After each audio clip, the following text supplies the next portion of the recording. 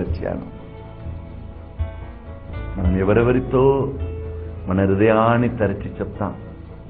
మన బాధలను చెప్పుకుంటున్నాం, మన వేదనలు చెప్పుకుంటున్నాం. ఇక్కడ అన్నా చెప్తుంది, మనకని తండ్రి ఒకడు ఉన్నాడు. సమయాన్ని కేటాయించి ఆయన ముందు మన హృదయాన్ని తెరవాలి. మీకు విడుదల కావాలా? ప్రతి ఒక్కరు విడుదల పొంది జీవించాలనేదే దేవుని హృదయ వాంఛ. 1 యోహాను 3వ అధ్యాయం 10వ వచనం 8 నుండి చదివామంటే, దైవ కుమారుడు ఈ లోకానికి ఎందుకు వచ్చాడు? అంధకార శక్తులను బంధించి తన బిడ్డలకు విడుదల వసగుట్టకే. మీ జీవిత పయనంలో ఎక్కడ ఎలా కట్టపడి ఉన్నారు? ఎటువంటి దుష్ట శక్తి మిమ్మల్ని కట్టివేసి ఉన్నది? అవి అన్నిటిండి మీకు విడుదల వసగుట్టకే యేసు వచ్చి ఉన్నాడు. హల్లెలూయా, హల్లెలూయా, హల్లెలూయా. ఆ యేసు క్రీస్తులో ఎట్లు విడుదల పొందుకోవాలి అనే మహిమగల సత్యమును మీరు తెలుసుకోండి. హల్లెలూయా, హల్లెలూయా. దేవుని ప్రియమైన బిడ్డలారా, అన్నా దేవుని సన్నిధి చేరుకొని హృదయాన్ని తెరచి, మూడవది తన హృదయంలో ఏమీ కూడా ఉంచుకోకుండా అన్నిటినీ దేవుని పాదములపై పోసింది. దేవుని ప్రియమైన బిడ్డలారా, మీరు కూడా ఆయన పాదములపై మిమ్మల్ని అర్పించండి. మీకు విడుదల ప్రభు క్రీస్తు నుండి మాత్రమే వచ్చును. యోహాను సువిశేషం 8వ అధ్యాయం 38వ వచనం, దైవ కుమారుడు మీకు విడుదల ఇస్తున్నారంటే దాన్ని ఎవ్వడు ఆపలేరు. యోబు గ్రంథం 42వ అధ్యాయం 2వ వచనం, దేవుడు మీలో ఏమి చేయాలని ఆశించాడో దాన్ని ఎవ్వడు ఆపలేరు. హల్లెలూయా, హల్లెలూయా. ఆరాధిస్తాం, దేవుని గణపరుస్తాం. హల్లెలూయా. అన్నా దేవుని ఇట్లు స్తుతించారు.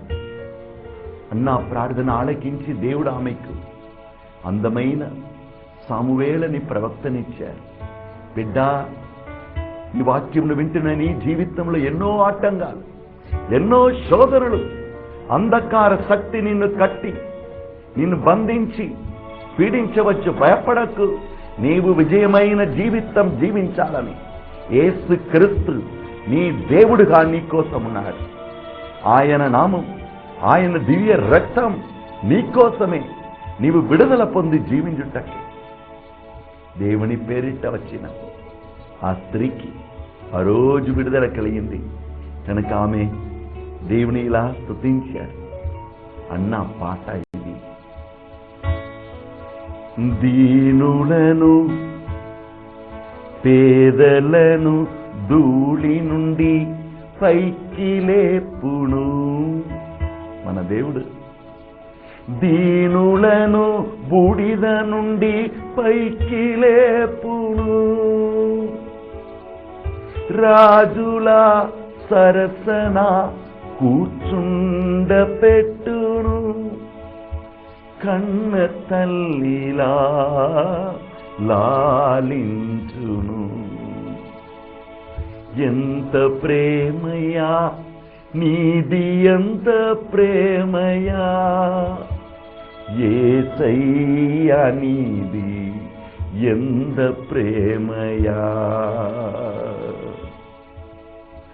ఎంత ప్రేమయా నీది, ఎంత ప్రేమయా యేసయ్యా నీది, ఎంత ప్రేమయా. తల్లి తన బిడ్డను ఓదార్చునట్లు నా ప్రభువు నన్ను ఓదార్చును. ఒకరోజు ఒక చిన్నారి బిడ్డను సాతాను పట్టి పీడించాడు కనుక ఆ బిడ్డలో ఉన్న దుష్టాత్మ లోకంలో ఏం జరుగుతుంది అవి అన్నిటినీ తెలియచేస్తుంది. ఎందుకంటే దుష్టుడు చాలా రోజులు ఈ లోకంలో ఉన్నాడు. ఆయన కొన్ని విషయాలు తెలుసు, కానీ నీ మీద ఆయనకు అధికారం లేదు. చాలా మందికి అది తెలియదు.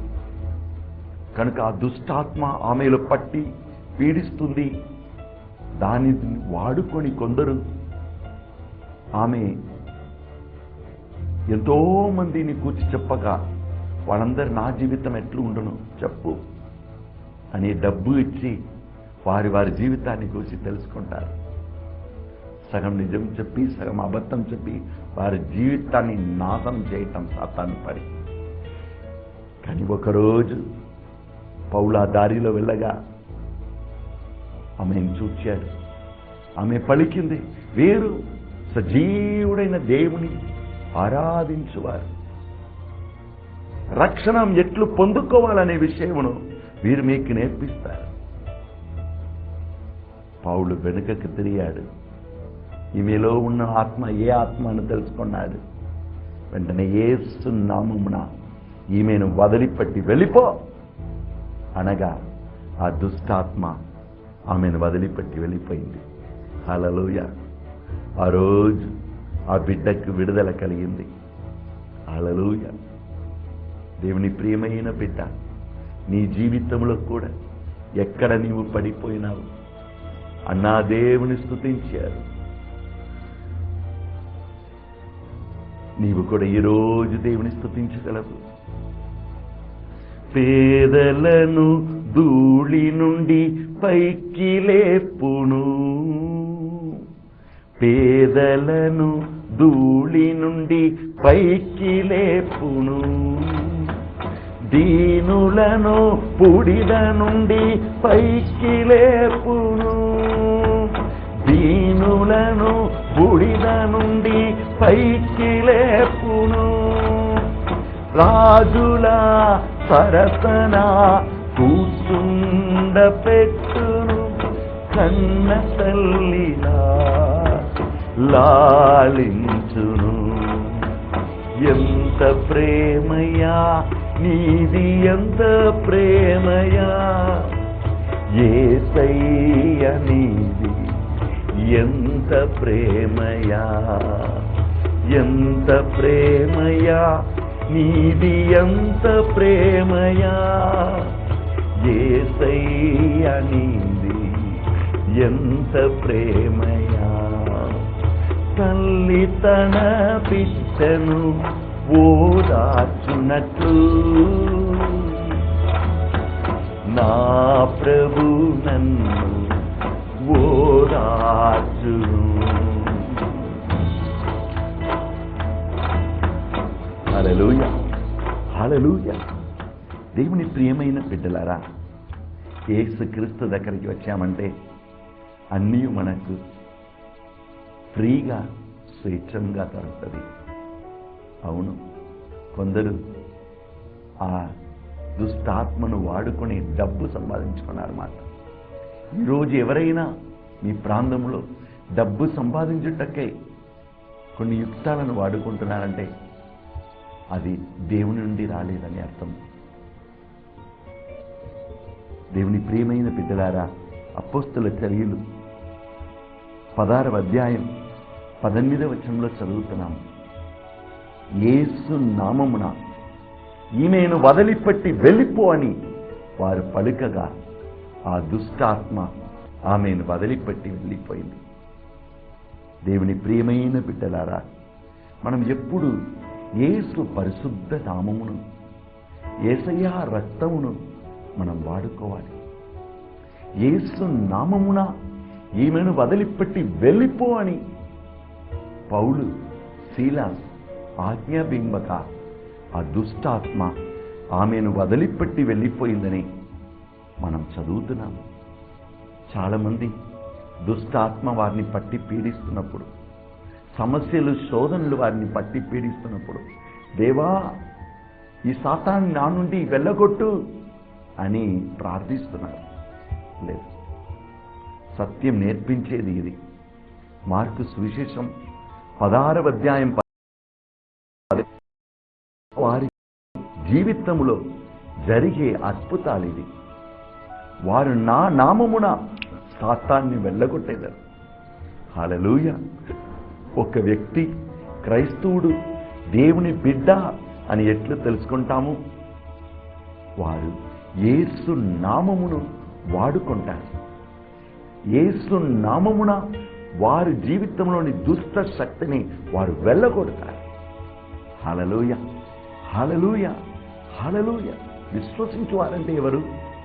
తమ పాపమును వదిలిపెట్టి, తమ పాపం కోసం పశ్చాత్తాపపడి, నా పాపమును మన్నించుటకే యేసు సిలువలో రక్తం చిందినాడని విశ్వసించి, ఆ రక్తము చేత మన తన్ను తాను కడుక్కొని, ఆ రక్తం ద్వారా విడుదల పొందినామని విశ్వసించి, ఇప్పుడు ఆ రక్తం ద్వారా నేను అభిషేకింపబడినానని విశ్వసించి, యేసు నామమున దుష్ట శక్తులను వెళ్ళగొట్టి, ఏ ఆటంకాలు ఉన్నాయో, అప్పు బాధలని ఆటంకాల, ఇంటిలో శాంతి సమాధానం లేని ఆ ఆటంకాల, ప్రార్థనలో యేసు నామమున ఆ దుష్ట శక్తిని వెళ్ళగొట్టాలి.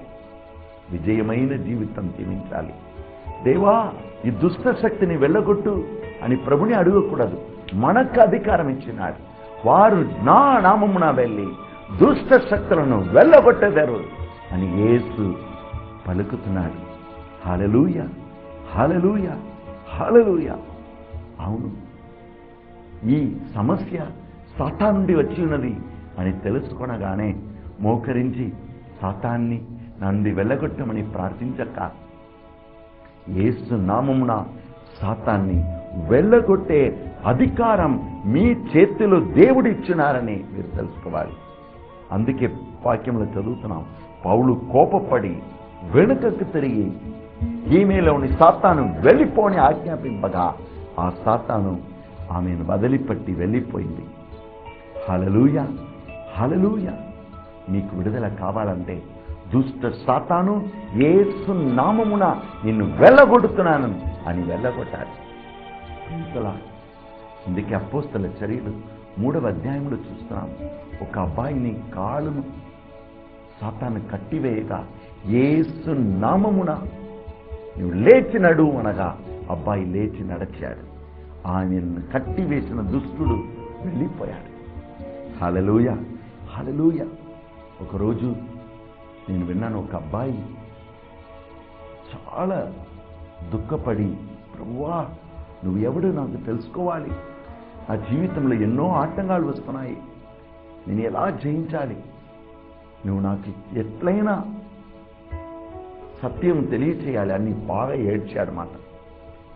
బెంగళూరు పట్టణంలో ఉన్నవాడు ఆయన అడి ఏమీ జవాబు లేదు కనుక పట్టణం దూరంగా వెళ్ళి ఒక పర్వతం ఉండేది, దానిపైన కూర్చొని నీవు నాకు ఎవరిని చూపించు, లేకపోతే నేను ఇక్కడే చనిపోతానని ఉపవాసం ఉండి అక్కడే రేయింపవళ్ళు ఏడుస్తూ ఉన్నాడు. కిందికి నేను రానంటున్నాడు. రాత్రి అంతా అక్కడ గడిపాడు మాట. మరునాడు ఉదయం ఇంకా చీకటిగానే ఉంది, గొప్ప వెలుగును చూశాడు. యేసు ఆయనతో అడిగాడు, నీకేం కావాలి కుమారా అని అడిగాడు. నాయనా, నా జీవితంలో, ఎంతో మంది జీవితంలో, నా కుటుంబ సభ్యుల జీవితంలో అన్ని రకమైన ఆటంకాలయ్యా, అంధకార శక్తి నాయన, నేను ఏం చేయాలి? అప్పుడు యేసు పలికాడు, తన గాయాలను చూపించి, నేను నీకోసం రక్తం చింది ఉన్నాను, నీకోసం గాయపడ్డాను. అప్పుడు నా తండ్రి ఎవరికి ఇవ్వలేని మహిమగల నామము నాకు ఇచ్చినాడు. ఆ నామ ముందు ప్రతి శక్తి మోకరించి తన్ను తను అర్పించే తీరాలి. ఇది నువ్వు ఫిలిప్పీయులకు రాసిన లేఖ 2వ అధ్యాయం 7వ వచనం నుండి 10వ వచనం వరకు చదివా ఉంటే నీకు తెలిసిపోతుంది. కనుక నా నామమున నువ్వు దుష్ట శక్తిని వెళ్ళగొట్టు, నేను నీకు అధికారం ఇచ్చి ఉన్నాను అని పలికి ఆయన ఆశీర్వదించి వెళ్ళిపోయారు. ఆ బాబు ఎంతో ఆనందముతో తిరిగి వచ్చాడు. ఆయన చెప్తున్నాడు, నేను బెంగళూరు పట్టణానికి సీక్రెట్ హార్ట్ ఆఫ్ జీసస్ చర్చిలో ధ్యానం ఇవ్వ వెళ్ళినప్పుడు అబ్బాయిని కలుసుకున్నాను. ఆయన చెప్తున్నాడు, ఒకరోజు ఆయన తన పనిని ముగించుకుంటూ పాటలు పాడుతూ ఇంటికి వెళుతున్నప్పుడు ఒక విచిత్రమైన దాన్ని చూశాడు. ఏమనగా ఒక బ్రాహ్మణ్ కుటుంబంలో వారికి ఒకే కూతురు. ఆ కూతురుని ఒక దుష్ట ఆత్మ పట్టి పీడించింది. ఆమెను ఏం చేయాలో ఎవరికి అర్థం కావట్లేదు. అప్పుడు ఆమెను కాపాడుటకి ఎంతో మంది మంత్రవాదులను వారు తీసుకుని వచ్చారన్నమాట. ఎవ్వడు ఏమి చేయలేకపోయాడు. ఆమెలోని దుష్టాత్మ ఆమెను కింద పడేస్తుంది. ఆ గడియలో దేవుడు ఈయనతో మాట్లాడాడు. పరిశుద్ధాత్మ మాట్లాడాడు. వెళ్ళి యేసు నామమున దుష్టుడా వెళ్ళిపో అని ప్రార్థన చేయాలని ఆశపడ్డాడు. కానీ వాళ్ళు బ్రాహ్మణులు ఏం చెప్తారో వెళ్ళి చెప్పాడు, అయ్యా నీ కూతురుని నేను ఆరాధించే యేసు పేరిట వెళ్ళగొట్టగలను. ఎప్పుడు ఆయన అలా చెప్పాడో ఆమె లోపల ఉన్న అమ్మాయి యేసు అని నామమునగా అని అరిచింది. వారు చెప్పారు తల్లిదండ్రులు, మేము ఎంతో మంది మందిరవాదులను తీసుకుని వచ్చామండి, ఎవ్వడు కూడా ఏం చేయలేకపోయాడు.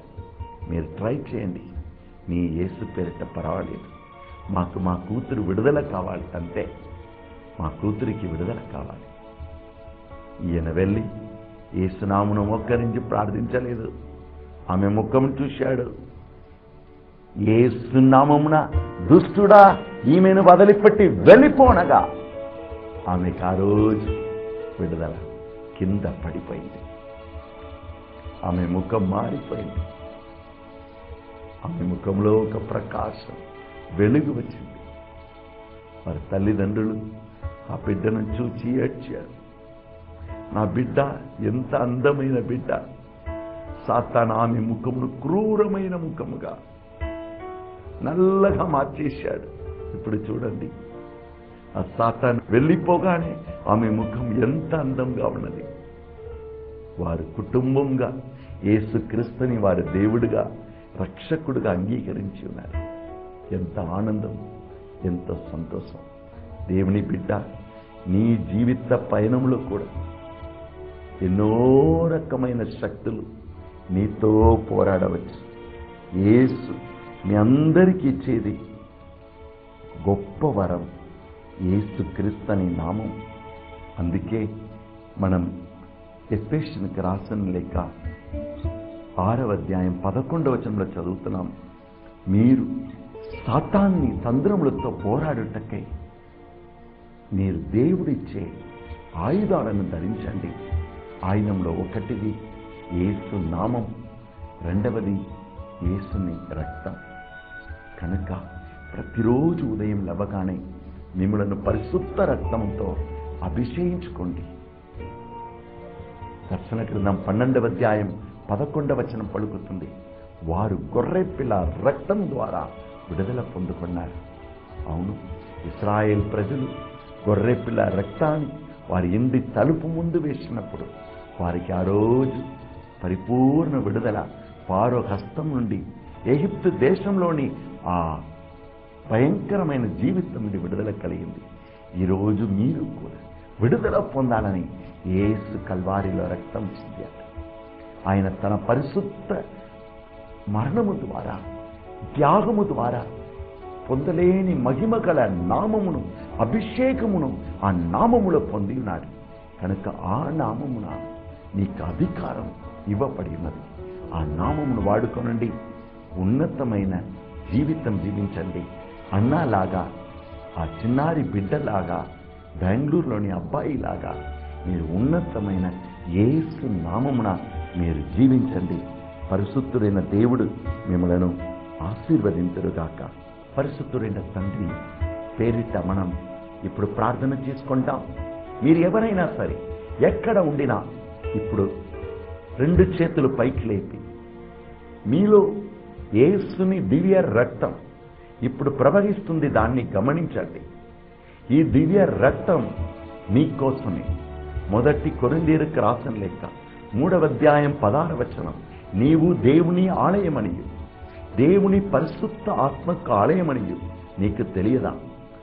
దేవుడు మిమ్ములను తన రక్తము చేత వెలనిచ్చి కొని ఉన్నారని మీకు తెలియదా? మీ శరీరం మొత్తము యేసయ్య రక్తము ద్వారా మీరు కడుగపడి ఉన్నారు, దాన్ని చూడండి. రెండవది, మీ చేతిలో ఒక గొప్ప ఖడ్గమును దేవుడిస్తున్నాడు. ఆ ఖడ్గమే యేసు నామము. ఇంకొక భయంకరమైన ఖడ్గం యేసుని వాక్యము. ఈ యేసుని నామం, యేసుని వాక్యము చేత అంధకార శక్తిని వెళ్ళగొట్టండి. విజయమైన జీవితం జీవించండి. పరిశుద్ధుడైన తండ్రి, ఇక్కడ కుమ్మికూడిన ప్రతి బిడ్డ కోసం మీకు స్తోత్రం.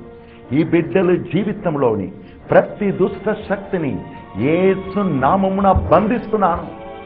ఎయిడ్స్ వ్యాధిని ఒసగు దుష్టుడా, ఈ బిడ్డల్ని వదిలిపెట్టి వెళ్ళిపో. ప్రార్థించే ప్రతి బిడ్డ శరీరములో తల నుండి అరికాళ్ళ వరకు ఉన్న ప్రతి వ్యాధి నొసగు శక్తిని యేసు నామమున నేను బంధిస్తున్నాను. యేసయ్యా నీ దివ్య రక్తముతో వారిని అభిషేకిస్తున్నాను. వారందరూ విజయమైన జీవితం జీవింప వారిని ఆశీర్వదిస్తున్నావు. స్తోత్రం నాయన, స్తోత్రం. నీ హస్తమును వారి మీద ఉంచి ఆశీర్వదిస్తున్నావు. స్తోత్రం. సంతానం లేకుండా ఈ రోజు వరకు ఎవరెవరిని సాతాను కట్టివేస్తున్నాడో ఇప్పుడే యేసు నామమున రిలీజ్ చేస్తున్నాను. యేసు నామమున గర్భములు తెరవపడుతున్నాయి. యేసు నామమున గర్భాలు తెరవపడుతున్నాయి. యేసు నామమున సంతాన భాగ్యం దొరుకుతుంది. స్తోత్రం. ఎవరెవరి జీవితంలో ఆటంకపరచి భార్య భర్త మధ్యలో, తల్లిదండ్రులు బిడ్డల మధ్యలో మనస్తాపమును ఏర్పరచిన దుష్టుని, కోపం, క్రోధం, పగ, కక్షను ఏర్పరిచే దుష్టుని యేసు నామమున బంధిస్తున్నాను. ఈ బిడ్డలకి ఈరోజు విడుదల, శాంతితో, సమాధానముతో యేసయ్య పరిశుద్ధాత్మ వసగు ప్రేమలో జీవింప వారికి ఇప్పుడే పరలోకముండి దీవెనలు కురిపింపబడుతున్నాయి. స్తోత్ర నాయన. ఉద్యోగం లేకుండా ఎవరెవరిని సాతాను నువ్వు కట్టివేస్తున్నావో దుష్టుడా, వీరిని వదిలిపెట్టి వెళ్ళిపో. ఈ బిడ్డలకు విడుదల యేసు నామమున నేను బంధిస్తున్నాను. హల్లెలూయా, హల్లెలూయా. సాత్తపడి మందర తంద్రముతో కట్టపడిన బిడ్డల్ని ప్రభు చూపిస్తున్నారు. ఎన్నో చోట్ల ప్రార్థన వినగానే వారు అరుస్తున్నారు, యేసు నామమున దుష్టుడా, వీరందరినీ వదిలిపెట్టి వెళ్ళిపో. చనిపోయిన ఆత్మ, సాత్తపడి మందర తంద్ర శక్తి, పిల్లి శూన్య శక్తులు యేసు నామమున నేను బంధిస్తున్నాను. ఈ బిడ్డలకు విడుదల యేసు నామమున ఇప్పుడే విడుదల కలుగుతుంది. స్తోత్ర నాయన, స్తోత్ర నాయన, స్తోత్ర నాయన. ఈ బిడ్డలందరినీ నీవు ఆశీర్వదించినందుకు స్తోత్రం, స్తోత్రం. పరిశుద్ధాత్మదేవా, వీరందరినీ అభిషేకించుమా. పరిశుద్ధాత్మదేవా, వీరందరినీ సాక్షులుగా మలచుమా. నీకే స్తుతి, మహిమ, ఆరాధన. తండ్రిని ప్రేమయు, యేసయ్యా కృపయు, పరిశుద్ధాత్మ సహవాసము మీ అందరితో ఉండునుగాక. ఆమేన్. Praise the lord.